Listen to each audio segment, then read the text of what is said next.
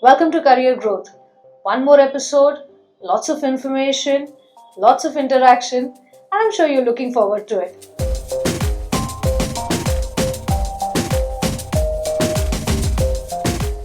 I hope you've gone through the earlier episodes where we've spoken about various aspects of careers.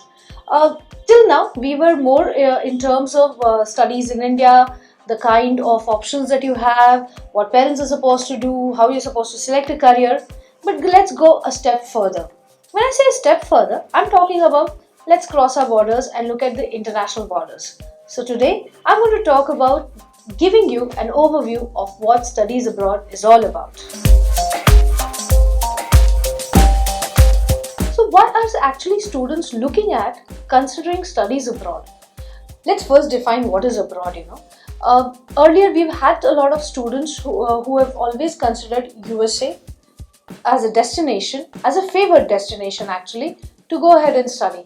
But we've also had a lot of other destinations like UK, Australia, New Zealand, Canada, Singapore as one of the most popular choices for students who are planning to go abroad. Of course, now we also have emerging destinations like Europe, Hong Kong, China, Russia.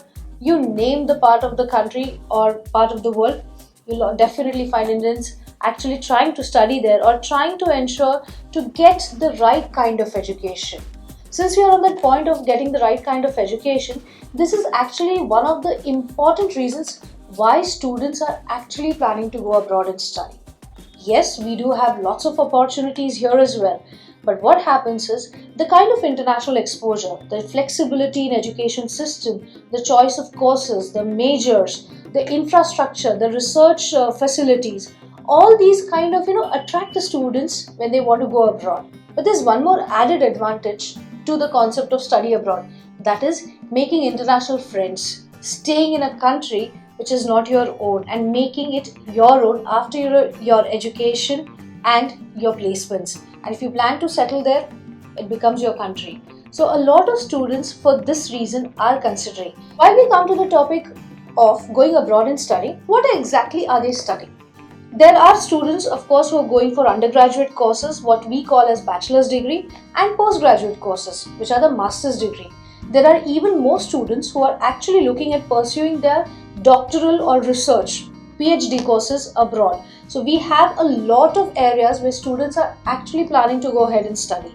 Most popularly, we have seen students applying for engineering courses, computer science courses, business management courses, research courses, and of course we also have a trend where students are also applying for physiotherapy, sports therapy, occupational therapy, medical research, biotechnology, and management. These are some of the subjects which students plan to take up abroad. Now coming to the next part, which is of the duration. Here we typically follow the 10 plus 2 plus 3 system, the typical undergraduate format that we have. But when we are talking about countries like Canada or USA, the undergraduate course is for about 4 years. So after class 12, you'll be studying for 4 years for an undergraduate degree. And in countries like Australia, UK, Germany and the other European countries, you might be studying only for 3 years after your class 12 for your undergraduate degrees.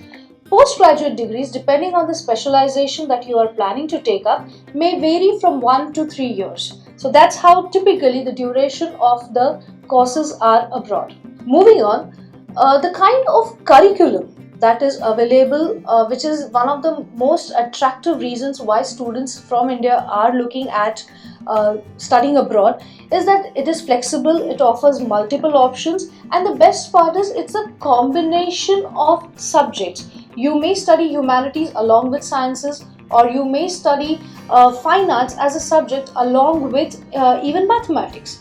This kind of a combination, this kind of a flexibility is something that I think all the students anywhere in the world would look forward to. So that's one of the reasons. The duration of the course is for about 24 months, but a student, and due to the flexibility system, the student is able to complete the course in 18 months, which gives the student a lot of time to do the research and start the next step, which is the placement process, and also trying to figure out what are the opportunities and what are the ways and pathways to settle himself in that country. So that's also something that the students need to understand and consider and research while they're planning to study abroad.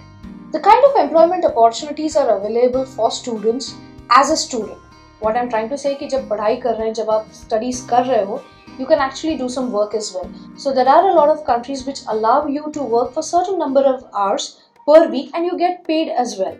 But there are a few countries which do not allow you to work while you're studying. All the opportunities start after you have completed the course. Typically, a course in the US would cost around 15 to 20 lakhs a year. So, depending on the number of years, in terms of if you're going for an undergraduate degree, you've got 4 years. If it's a postgraduate degree, it's going to be 2 years. You need to just multiply that figure. If you're looking at a country like UK, it might start from 8 lakhs to 10 lakhs. Australia also would lie in the same range. In Germany, there are many universities who do not have any fees or absolutely low fees. So what we have seen is 0 to 20 lakhs. That's the kind of fees we are actually considering while studying abroad. Moving on to the next point, to give you a nutshell about how this entire process of studies abroad actually happens. First is you've got to identify the country, which course you want to go into. While you're doing that, you also need to shortlist your universities and simultaneously prepare for your required entrance exams. Once those universities are finalized, prepare your application packet. Once that's done, ensure you send it right on the deadlines. Once you get your I-20s or your offer letters, ensure you start planning for your visas as well, which may also have interviews. All the steps that we just now spoke about will be covered in our forthcoming episodes. So ensure that you keep watching us, viewing us, and subscribing to our channel, Career Growth.